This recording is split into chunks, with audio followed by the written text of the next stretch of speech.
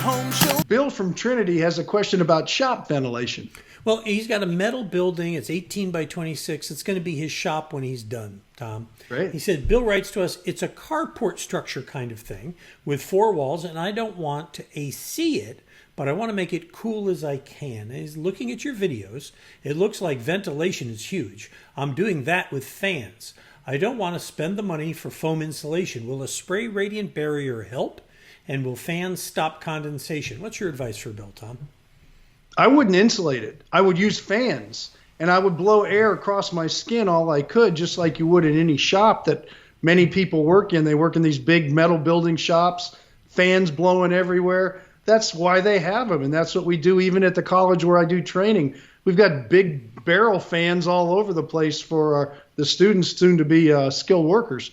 But as far as that goes, if you insulate, and Charlie, we've talked about this, it might work for the winter if you're going to heat it with a little floor heater and try to keep the heat in. But in the summertime, it's going to keep the heat in also. So I would let it breathe the best you can. Windows and fans would be a great way to go.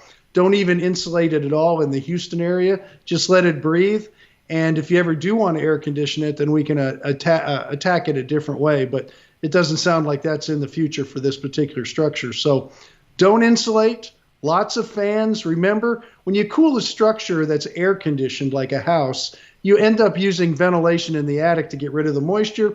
So the insulation works better, it stays dry, and that way your air conditioning system makes you more comfortable and works less, so you don't use as much energy. But when you're talking about your body in an unair conditioned space, it's moving air across the skin because your body cools through evaporation, and that means that you want to have air blowing over your skin, which means you want to have lots of fans. And if you're working with things like, and a lot of people don't think this way, but if you're working, let's say, with wood and you have sawdust, please wear your safety glasses for more than other reasons besides getting something thrown in your eye, which is a good reason to wear them.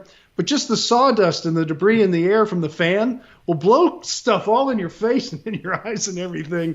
So that's just another reason to keep those safety glasses on. I think that you'd want to wear some kind of mask, too, if it's blowing sawdust. You know, if they could convince guys to do it, we would. It would be better if you could, even if not a COVID-type mask, but just a little, even a bandana. I guess they wear that today. People wearing them all over town, right? So just keep the mask on when you go in the shop. I feel like the Old West these days. People walking around like that. Yeah, all right, do you have a question like that?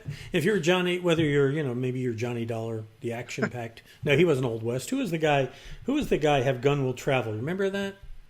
Yes, I do. What was his name? Black Paladin. mustache. Paladin. Paladin was his name. All right.